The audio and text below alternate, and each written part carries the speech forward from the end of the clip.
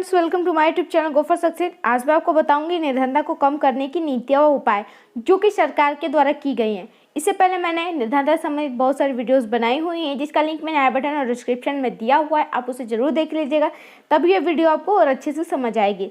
तो चलिए इस वीडियो को स्टार्ट करते हैं। तो इसमें हम पहला पॉइंट देखेंगे, आर्थिक विकास की दर में वृद्धि। आर्थिक विकास की दर में वृद्धि यानी कि सरकार ने देश में निर्धनता को दूर करने के लिए आर्थिक विकास में बहुत वृद्धि की है ताकि हमारे देश की आर्थिक स्थिति अच्छी हो सके, आर्थिक विकास किया जा सके। ठीक है, इसमें दूसरा पॉइंट है धन व आय के वितरण में समानता स्थापित करना। यानी कि हमारे देश में धन व आय के वितरण में बहुत ही अधिक असमानता है। यानी कि सरकार ने क्या किया कि इसमें समानता लाने के लिए बहुत प्रयास किया, बहुत सारे कार्यक्रम चलाए हैं। यानी कि भूमि है, संपत्ति है, उसको एक सीमा निश्चित की है ताकि कोई भी गरीब ना हो, कोई भी ज़्यादा अमीर ना हो, उस पर कर लगाया, टैक्स लगाया है। यानी कि धन के समान वितरण पे उसने धन व आय के वितरण में समानता लाने की कोशिश की है, टैक्स लगाकर, कर लगाकर। ठीक है, उसके बाद देखेंगे हम तीसरा, जनसंख्या नियंत्रण। तो यह जनसंख्या नियंत्रण काफ़ी महत्वपूर्ण है निर्धनता के लिए। यानी कि निर्धनता का सबसे बड़ा कारण है जनसंख्या। अगर जनसंख्या नहीं होती तो शायद हम निर्धन नहीं होते, हम विकसित देशों की श्रेणी में आते। तो निर्धनता का सबसे बड़ा क्या है? जनसंख्या। तो इसीलिए सरकार ने जनसंख्या को नियंत्रित करने के लिए बहुत से कार्यक्रम चलाए हैं, बहुत से उपाय किए हैं। तो सरकार ने दो प्रकार के उपाय किए हैं। एक तो ये किए कि जितनी भी हमारी जनसंख्या है उसी के हिसाब से आर्थिक विकास को बढ़ाया जाए, आर्थिक विकास स्तर को अधिक बढ़ाया जाए। ठीक है, तो उसने क्या किया है, इसके लिए कार्यक्रम चलाया। और दूसरा उपाय क्या है कि जनसंख्या जितनी है अब उससे ज़्यादा ना बढ़े, एक निश्चित इसकी सीमा एक निश्चित की है ताकि जनसंख्या ज़्यादा ना हो। जनसंख्या नियंत्रण के बहुत सारे उपाय और कार्यक्रम भी चलाए हैं। उसके बाद चौथा है आवश्यक वस्तुओं को उचित मूल्यों पर उपलब्धि। सरकार ने क्या किया है कि जो भी निर्धन है, गरीब है, देश के जो भी कम मध्यम वर्ग है, उनके लिए उन्होंने क्या किया है, उचित मूल्यों पर वस्तुओं की उपलब्धि। यानी कि कोई भी चीज़ है, जैसे राशन है, खाने की चीज़ें, रोज़मर्रा की ज़रूरतों की चीज़ है, उसके लिए उन्होंने सस्ती चीज़ों को उपलब्ध कराया है ताकि कोई निर्धन ना रह सके, कोई भूखा ना रह सके। ठीक है, तो आवश्यक वस्तुओं की उपलब्धि कराई है। इसके लिए उन्होंने सब्सिडी दी है, फ्री में राशन भी दिया है, तो जिससे निर्धनता दूर की जा सके। उसके बाद है पांचवा उपाय, क्या किया गया है कि भूमि सुधार कार्यक्रम। सरकार ने भूमि सुधार कार्यक्रम चलाए हैं जिसके हिसाब से अमीर और गरीब के बीच की खाई को पाटा जा सके। ठीक है, जो बहुत से ऐसे किसान हैं जिनके पास भूमि है ही नहीं, वो दूसरों के यहाँ गुलामी कर रहे हैं, मजदूरी कर रहे हैं, किसी के पास थोड़ी सी भूमि है, किसी के पास धन ही नहीं है। तो सरकार ने ऐसे बहुत से नियम कानून बनाए हैं जिससे कि किसी का शोषण ना किया जा सके। भूमि सुधार अधिनियम भी बहुत चलाए गए हैं ताकि कोई ऊंचे दर पर लगान ना लगा सके, कोई कर ना लगा सके किसी किसान पे। भूमि स्वामित्व अधिकार भी पारित किया है जिससे कि किसानों को उनकी सुरक्षा मिल सके। ठीक है, उसके बाद है छठा है मुद्रास्फीति पर नियंत्रण। इसका मतलब क्या है कि मुद्रास्फीति गरीबी रेखा की समस्या को और अधिक विकट बना देती है, इसलिए सरकार ने नियंत्रित करने के लिए उपाय किए हैं, जैसे कि हिनार प्रबंध पर नियंत्रण, फिजूल खर्च पर रोक, बचतों को प्रोत्साहन, सस्ते गले की दुकानों में विस्तार के साथ साथ आवश्यक वस्तुओं की उपलब्धि। यानी कि सरकार ने बहुत से ऐसे कार्यक्रम चलाए हैं। यानी कि वो सबसे बड़ा कार्यक्रम उनका ये लगा मुझे कि बचतों को प्रोत्साहन किया। यानी कि उन्होंने, आपने देखा होगा कि टीवी पे ऐड आते हैं कि आप बैंक में यहाँ खाता खोलिए, बचत खाता खोलिए, आप यहाँ निवेश कीजिए, आप ऐसे बचत को प्रोत्साहन किया है सरकार ने, जिसका निर्धनता बहुत हद तक कम हो पाई। और ऐसे बहुत से कार्यक्रम चलाए हैं जिससे निर्धनता को दूर किया जा सके। ठीक है, उसके बाद है सातवां है क्षेत्रीय विकास कार्यों को प्रोत्साहन।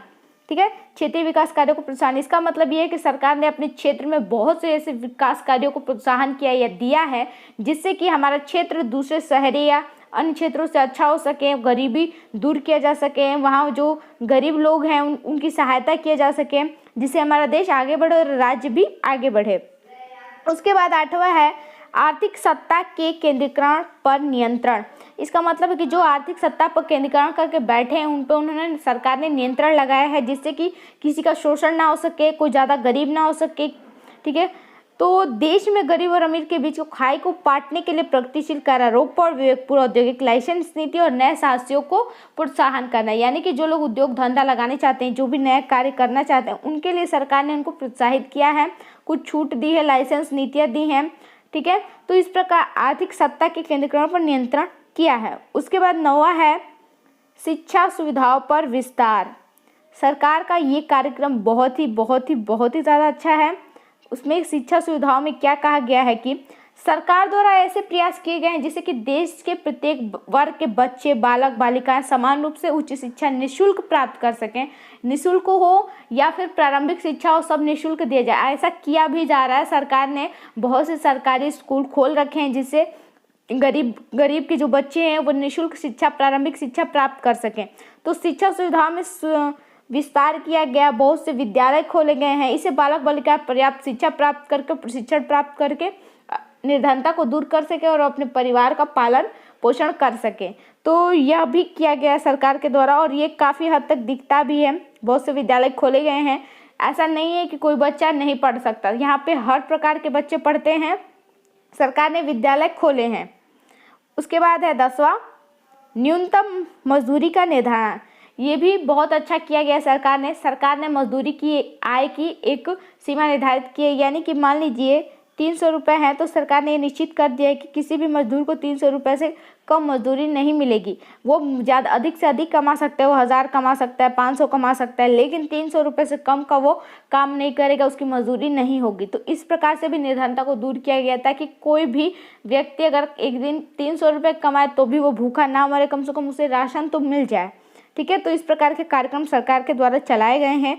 उसके बाद है 11 सामाजिक सुरक्षा।